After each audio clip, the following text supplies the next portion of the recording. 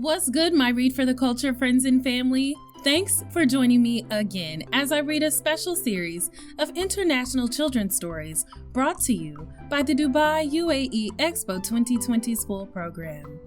At Read for the Culture, we celebrate, appreciate, and patronize our authors and illustrators by adding their stories to our at-home libraries. Please visit the description box for a link to your free copy of the Expo 2020 Children's Tales from Around the World. Now that you have your copy, find a cozy spot to read and your Read for the Culture passport, because this story takes our imagination to Lesotho, a country in southern Africa. Ready to take off? Okay, explorers, let's get reading.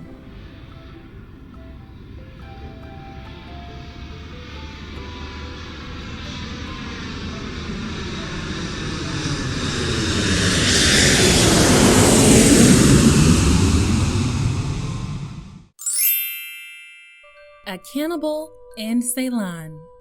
Illustrated by Hiba, Ameen, Tumelo, Khoanyane, Ndabeezitha, Malise, Ngolohelo, Matsepe, and Kananelo, Pelesa. Translated by Miss Mpho, Sesiu. Once upon a time, a cannibal went to Tselane's house carrying a big bag and knocked on the door. Tselane opened the door and saw that it was not her mother calling her, but it was in fact Limo.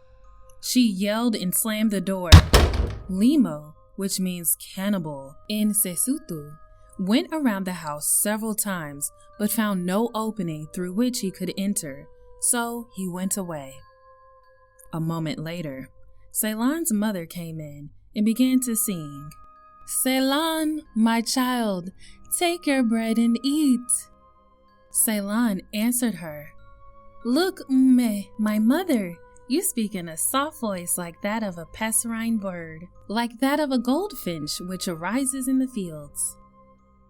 Tselane's Mpho, mother, gave her food and tried to make her leave the house, saying, "We had built a house much more beautiful than this one." But Tselane flatly refused to leave. Limo returned several times, always without success. One day, however, he executed a cunning plan. He took the iron from a pickaxe and heated it in a fire. Then he grabbed it with pliers and swallowed it. He went to Tselane's house and started singing, "Tselane, my child, take your bread and eat." This time his voice resembled that of Tselane's mother. Tselane, thinking it was her mother, appeared at the door. Limo grabbed her immediately and stuffed her into his bag. He threw the bag on his back and left. After a while, he became hungry and tired. He arrived at the village and put his bag in front of a lapa hut. Little did he know that Tselane's uncle lived in the same village. A little girl came out of the hut and saw a finger poking through a hole in the bag. She raced back into their hut and said to her mother, "Come here! There is a finger which resembles Tselane's." Her mother went out to the bag and asked, "Who are you?" From inside the bag, a voice spoke, "It's me, Tselane. A cannibal took me." The woman returned to their hut and told her husband, Tselane's uncle. They helped Tselane out of the bag and found a dog to replace her with.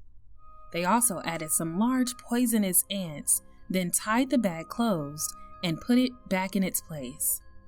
Limo came out through the lapa, took his bag, threw it over his shoulders, and continued on his way.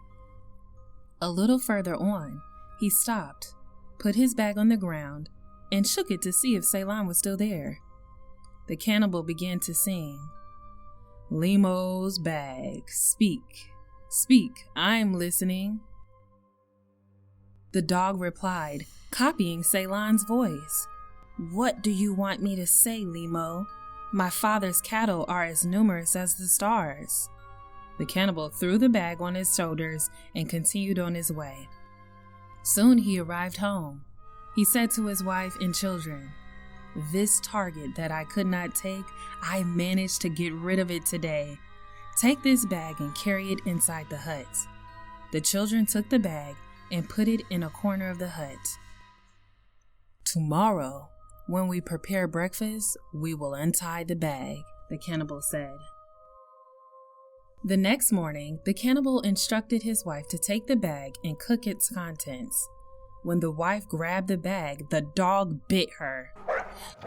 She raced out of the hut and said to her husband, "Limo, your bag is biting, come and see."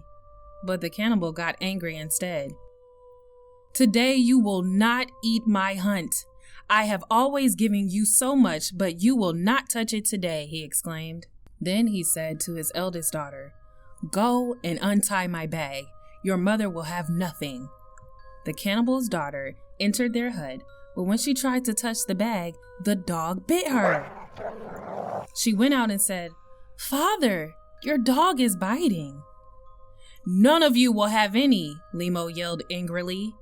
He entered the hut and took his bag. The dog bit him too. He tried to grab it from the other end, but was bitten by ants. He asked his wife and children to close the door and barricade it with large stones. As the cannibal opened the bag, the dog leaped out and pierced the cannibal with its fangs. The ants also crawled out and started biting him. The cannibal yelped and shouted, "Help me, please!" But his family replied, "We told you the bag was biting, but you didn't want to believe us." Limo burst through the door and ran out. The dog and the ants rushed after him, and he was never seen again. What do you think? How do you imagine the home of Tselane and her mother might look?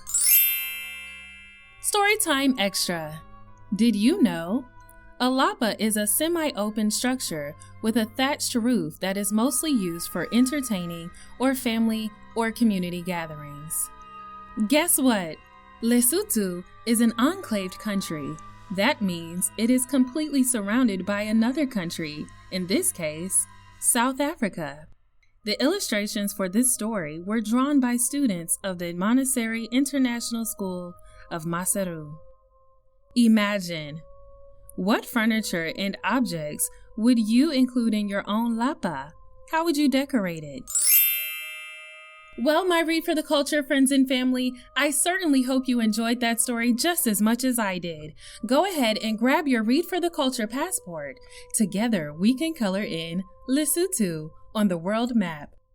Also, remember to download your free A Cannibal and Tselane visa by clicking the link in the description box. At Read for the Culture, we enjoy reading inspiring, uplifting, multicultural stories for the entire family to enjoy. Hit the notification bell in order to be notified about the next episode from Expo 2020, Children's Tales from Around the World.